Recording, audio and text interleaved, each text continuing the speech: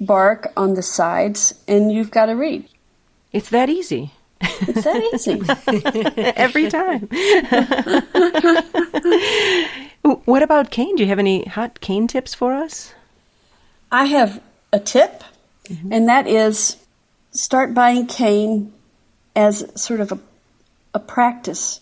Buy maybe 2 pounds a year and develop a cane library. If you have a cane library, you have options. You're not stuck just buying whatever's available at the time. My favorite cane was Guy from 1984, and I still have some, and I pull it out every time I want to play a concerto. Oh. It's that good, you know? It's like a fine wine. Do you think the aging has anything to do with it, or was that just a lucky year? I think it was a lucky year, but there are canes that have improved as they've gotten older. Generally, though, I can tell right in the beginning of the cane's life if I like it or not. I've always wondered if cane can get too old. Well, I've got some cane from 1979. I haven't tried it lately, but you know that cane is older than most of my students' parents. I actually have some cane that Tabuto. I haven't made a reed off of it, but he gouged it. Oh my gosh. Wow. Yeah. That's golden. Right, that's cool, huh? Yeah. That's really cool. Question for you about aging cane. How do you store your cane and do you, when you age it? I mean, do you keep it in paper bags, plastic bags? Well, Dan always was angry with me because I was lazy. Well, I don't know if lazy's the word. I'm just so busy that I don't ever get my cane split quickly enough, and then I just throw it in a drawer in the plastic bag. But he said that it really should be stored split and cut to length and pre-gouged. So his pre-gouge is just a planer, so there's no curve in the pre-gouger. It's just straight across. And he had boxes of these old cigar humidifiers that he must have had maybe 50 pounds of cane all cut up, ready to go. And I'm sure Phil was the beneficiary of that gold pile. Mm-hmm. Imagine not ever having to split or cut a piece of cane again in your whole life. Yeah, I have one of those planers, and it works really well. So when you store it, do you leave it in the plastic bags and it's worked well, or? I've got it all over the place in every kind of bag you can imagine. Somebody told me along the way, and it might have been Dan, to put it in like a cigar box. I think he just felt like the cigar box was the ideal way to store it. Yes, it's true. That was his philosophy, and it also might have had to do with worms. Yes. Oh. Oh my gosh. I hate worms. Oh man. There's nothing worse than taking that box of cane you've been saving for that special moment, and you put that splitter through, and it just turns into a pile of dust. Can you describe your process from taking a blank to a nearly finished reed? The most important thing is to scrape the bark off the tip and get the tip, clip it, start pulling the scrape, doing a long scrape, and then I put my measurements on the side of the cane. But I like to get a reed to where it will crow a reluctant C octave in about 10 minutes. And then I put it away, or I practice on it. Mm-hmm. But I don't want to do much more work on the reed than that. And you mentioned a little bit earlier that you like the long reeds, 72 millimeter reed to play in the low register. Is that part of the break-in process? Do you leave it a little bit long and then do some more breaking in, or do you believe in breaking in reeds? I know that's sort of a controversial topic. Well, no, I do like to break in reeds, and I feel like I have a little reed farm.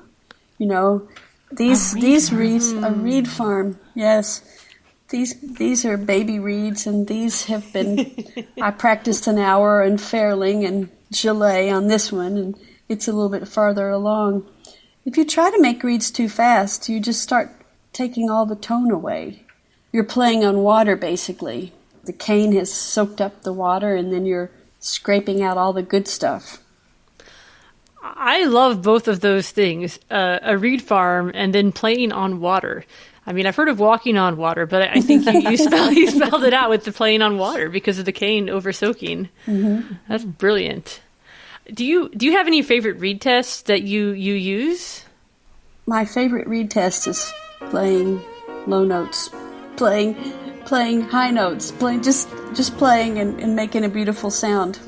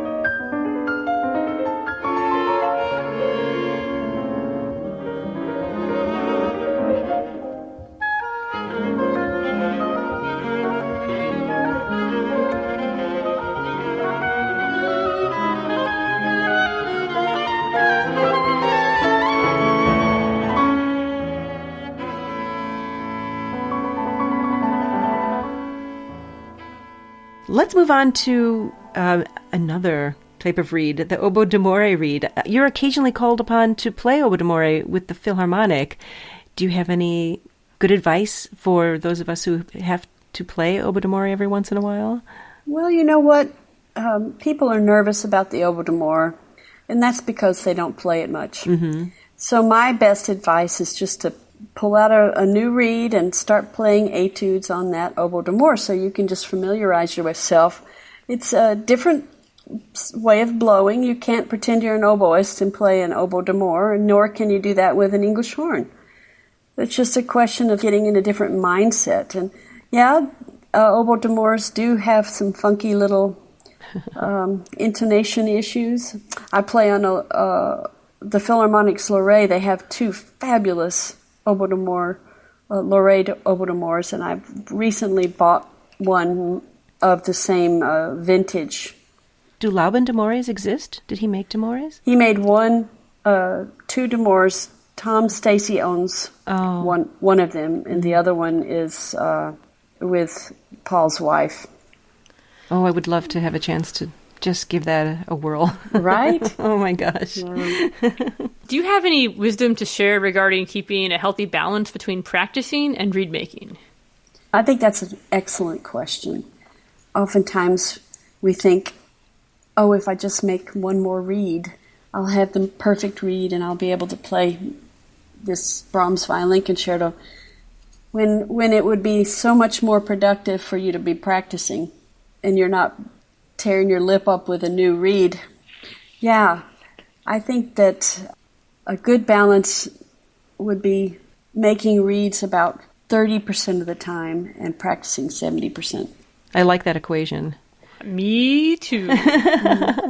Much more than that, and I think you get to the point of diminishing returns, yes, as you sort of alluded to. Mm-hmm. I've seen people walk down that rabbit hole, and it's not pretty. Yeah. It's a dark hallway. Yes. It's a dark hallway. Difficult to get out.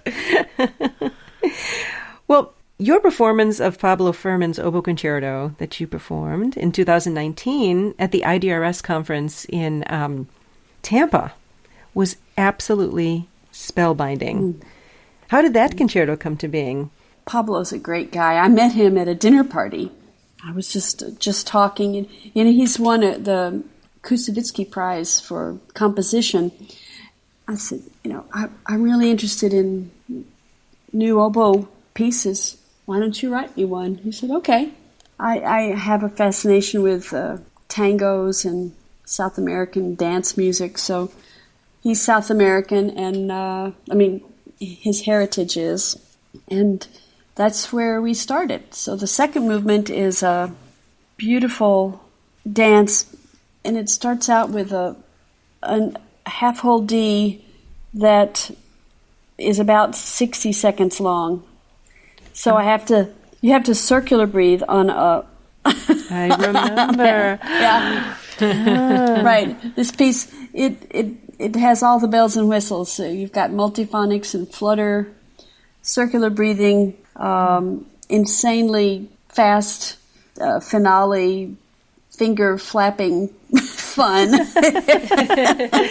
Yet through all of that, it was very artistic, expressive. It didn't feel like it was just pyrotechnics for the sake of pyrotechnics. It felt like a beautiful, soulful piece to me.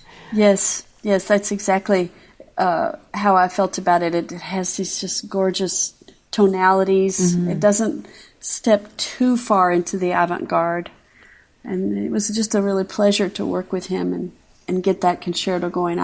I hope somebody else will play it someday. And then what type of reed did you use? It was obviously not a reed that you would use for playing in the orchestra.